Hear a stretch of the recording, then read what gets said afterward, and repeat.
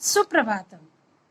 बच्चों, हम पढ़ रहे थे पाठ 7 क्रिया मध्यम एवं उत्तम पुरुष, जिसमें हमने मध्यम पुरुष के तीनों वचनों में वाक्यों को समझा और उत्तम पुरुष के भी तीनों वचनों में वाक्यों को समझा। तो आशा करती हूँ कि आप लोगों को पाठ समझ में आ गया होगा। तो आज हम पढ़ेंगे पाठ से संबंधित शब्दार्थ और प्रश्न उत्तर। तो चलिए देखते हैं। शब्दार्थ। तुम का अर्थ होता है तुम। असी का अर्थ होता है हो। युवाम तुम दोनों। आवाम हम दोनों या हम दो। यूयम तुम सब। करोशी का अर्थ होता है करते हो। पिबसी पीते या पीती हो। अश्वः घोड़ा। कदली वृक्ष केले का फल। सकला कदली वृक्ष केले का पेड़। वृक्ष मतलब पेड़। सकला का अर्थ होता है सब। दुग्धम दूध। पश्यामी मैं देखता हूँ या देखती हूँ। और अगला है अहम। अहम का अर्थ होता है मैं। अस्मि हूँ। स्थ हो। स्व हैं हम दो। स्व आता है दो के लिए, हम दो के लिए। स्त आता है तुम दोनों के लिए। और वयम हम सब। गच्छामि जाता या जाती हूँ। पिबामि पीता या पीती हूँ। स्नेह का अर्थ होता है धीरे। सेव वृक्षो दो सेब के पेड़। यच्छामः हम देते हैं। सीव्यामि मिलती हूँ। तो ये तो थे शब्दार्थ। और अब नीचे देख लेते हैं कुछ धातुएं। जैसे क्रिया के सूक्ष्म रूप को धातु कहते हैं। ये मैंने पहले आपको समझा चुकी हूँ कि क्रिया के सूक्ष्म रूप को धातु कहते हैं। तो जैसे गम धातु। गम का अर्थ होता है जाना। धाव दौड़ना। पीना। दा या यच इसका अर्थ होता है देना। पच का अर्थ होता है पकाना। पकाना क्रिया का धातु रूप हुआ पच। और लिखना क्रिया का धातु रूप हुआ लिख। दृश्य या पश्य देखना। शीव सिलना। ये थे धातुएं। चलिए पढ़ते हैं अभ्यास। अभ्यास में पहला प्रश्न है, उचितम विकल्पम चित्वा रिक्त स्थानानि पूरयत। उचित विकल्प चुनकर रिक्त स्थानों की पूर्ति कीजिए। तो क है, इसका दो ऑप्शन दे रखे हैं, दो विकल्प दे रखे हैं। इसमें से आपको सही विकल्प चुनकर रिक्त स्थान में भरना है। तो पढ़ते हैं।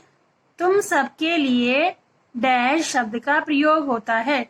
तुम सबके लिए किस शब्द का प्रयोग होगा? वयम या यूयम? तो सही उत्तर है यूयम। वक्ता डैश कहलाता है। वक्ता मतलब बोलने वाला। वो कौन होता है? उत्तम पुरुष या प्रथम पुरुष?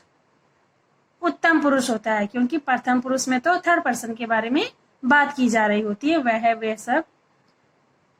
ग है, मध्यम व उत्तम पुरुष डैश होते हैं। नपुंसकलिंग या उभयलिंगी?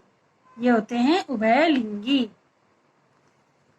तो चलिए अब पढ़ते हैं प्रश्न नंबर 2। धातु रूपाणी अर्थ है सह मेलियत। यहाँ पर धातु दे रखी है और इन धातु रूपों को हमें उनके अर्थ के साथ मिलाना है। तो चलिए मिलाइए। खादथ का अर्थ होता है खाते हो, यानी तुम दो खाते हो। गच्छामः का अर्थ होता है जाते हैं, हम सब जाते हैं। करोशी का अर्थ होता है करते हो, तुम करते हो। भ्रमावह का अर्थ है घूमते हैं, हम दो घूमते हैं। यच्छामः का अर्थ है देते हैं, हम सब देते हैं। प्रश्न नंबर 3 है, वर्ग पहेलिकां दृष्ट्वा क्रिया शब्दान चिनुत उचित स्थाने च लिखत। अर्थात वर्ग पहेली देखकर शब्द चुनिए और उचित स्थान पर लिखिए। तो ये वर्ग पहेली दे रखी है। यहाँ पर अलग अलग वर्ण दिए हुए हैं। इन वर्णों को जोड़ करके आपको शब्द बनाने हैं, क्रिया शब्द बनाने हैं। तो यहाँ से मैंने जोड़ करके शब्दों को यहाँ लिखा है। जैसे गच्छति प्रथम पुरुष के अंदर आते हैं गच्छति, लिखति, चलन्ति, और मध्यम पुरुष के अंदर आते हैं गच्छतः, पठसि। उत्तम पुरुष के अंतर्गत आते हैं हसामि, खादामि, भ्रमामः। तो ये हमने वर्ग पहेली को यहाँ पर पूरा कर दिया है।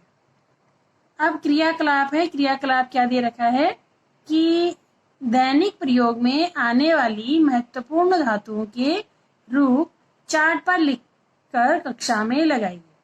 तो बच्चों, आजकल आप कक्षा में तो आ नहीं रहे हैं, तो आप अपनी जो संस्कृत की नोटबुक है, आप वहाँ पर जो आप महत्वपूर्ण धातुओं के रूप चार्ट पर लिखकर, धातु रूप, जैसे पट धातु के धातु रूप लिख दिए आपने, लिख धातु के लिख दिए, लिख मतलब लिखना, पढ़ मतलब पढ़ना, है ना, चल मतलब चलना, उसके धातु रूप आप तीनों वचनों में लिख करके अपनी संस्कृत की नोटबुक में इस काम को करेंगे।